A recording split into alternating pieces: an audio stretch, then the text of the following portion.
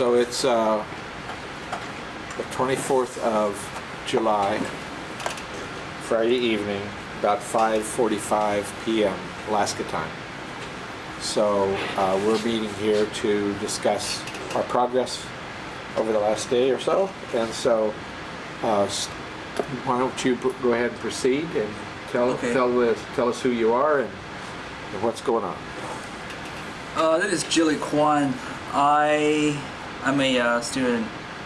I'm a student research assistant working on World Trade Center 7, the true cause of how the building collapsed during 9/11. So far, I have put two floors together, 12th floor and 13th floor together, and I have put out the gutters and beams members at the right location. However, I forgot to put all the columns together. So right now I'm doing that, and I'm almost halfway there. And after I have all the members ready, I'm gonna test how each floor is gonna respond to each other under a certain type of loading. Yeah, and remember that just now I've given you the modifications by Solomon Brothers. So right. We're going to, before we do the final testing, we're going to test it before that modification was made and also after that modification was made. Okay. So we're going to have two models, but we will not keep two models. We will simply get an indication of what the repair work may have done to that structure in terms of a difference versus what was done but in the original design. Okay. Okay? All right. So, go ahead. My name is Feng, and I'm working on an obtuse model. And yesterday I have transferred the AutoCAD model into obtuse, and I'm defined the cross section. And so I'm halfway of define cross section, and probably need 2 more days to put all the number in it. And so that's it. Is it not true that you guys have already run these two floors, except now all we're doing is putting in the correct sectional properties? Is that accurate? Yes, I did. I did a test. Yes. Well, how do I put it? I ran it under gravitational loading, and the response I got was very reasonable numerically and intuitively. Okay. All right. And? Yeah, I also doing a simple beam test compared with hand calculation with sub 2000, and I also make a 2-story sample. I use story 12 and story 13 and build into a sample 2-story and test the dead load, and the behavior is good. So what I'm now doing is build as build condition. So. Same as layout, everything's same as construction.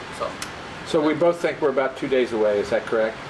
Yeah. Okay, so maybe Monday, Wednesday. I mean, maybe when do you think we'll be able to do a first test to maybe just to put 1,000 kips on it and push it in one direction or at the centroid of the slab? Monday. Monday? Yeah. For my model, I think I need a few more days because I'm like 2 days. I just define the cross section. And I need to assemble them together and to cut the... So initially you were saying Friday? Yes, Friday is a good time for final, yeah. Okay. Right. Yeah, I already did a little testing on the 2-floor model, but I made a mistake. I forgot to put all the columns there. I understand. Yeah, so right now I'm just So I'm thinking that you're going to be always getting there faster because you're dealing with SAP. Oh, well. He's dealing with Abacus. It's just more difficult to get it in Abacus. But and if that's the case, if you're done and ready to do testing, we'll say by Monday, let's just put it on hold. I mean, do a preliminary, make sure we don't have problems. But then just put it on hold and wait till he gets there. Yeah. And so what I want you to do in that time is maybe we'll go into SolidWorks or another program and start looking at the connectors. Yeah. And the fasteners. Yeah, I'm gonna apply a access form to get into the supercomputer center over there. So I think I'll get it done next week. Okay. Probably Monday or Tuesday. And you need to do the same so we can get access to the supercomputer. Yeah, I have submitted a request today, so they asked me to they already got everything, so they just approve my student ID card and got in this room too. So you can use it now? I think so. I didn't check, but they Don't tell they have to issue basically it's a highly isn't it under significant security, so you have to have a security clearance for this thing? They activate my student card, so I can swipe my card and go to the room. So yeah, I can also get like a key for remote use. Okay. Yeah. Okay. If I apply, I can remote use the computer. Yeah. Okay. All right. So, is there anything now, guys, that you need to tell me that we need to be thinking about? I'm pretty confident that, we just shared all the information that's come to us about what we have missing, and to try to accommodate a lot of the unknowns, and from David Cole, Ted Walter, Tony Scambodi, and some others.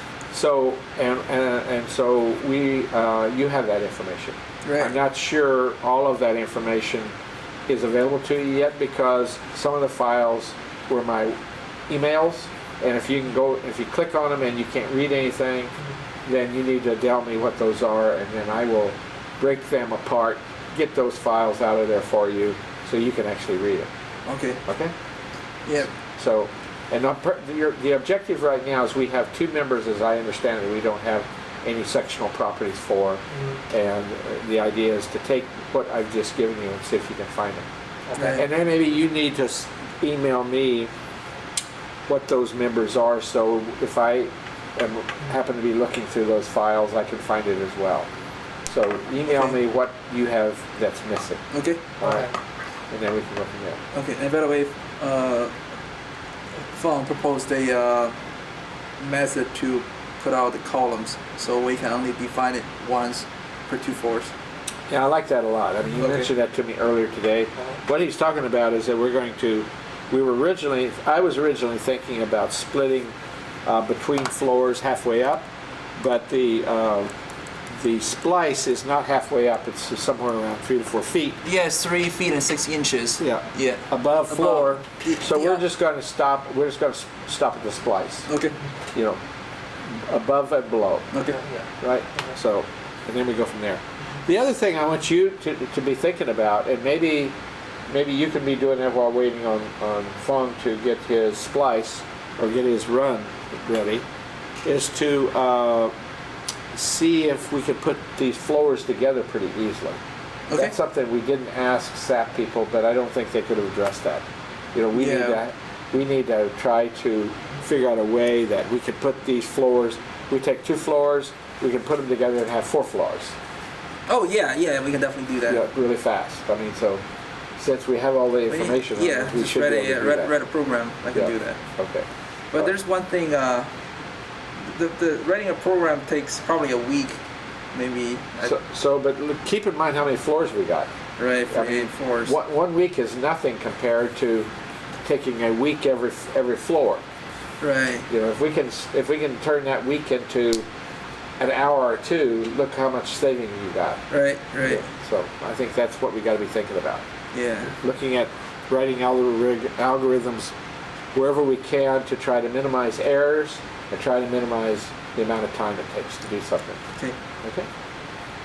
So you guys can go ahead and move the camera and show any additional things you want to do.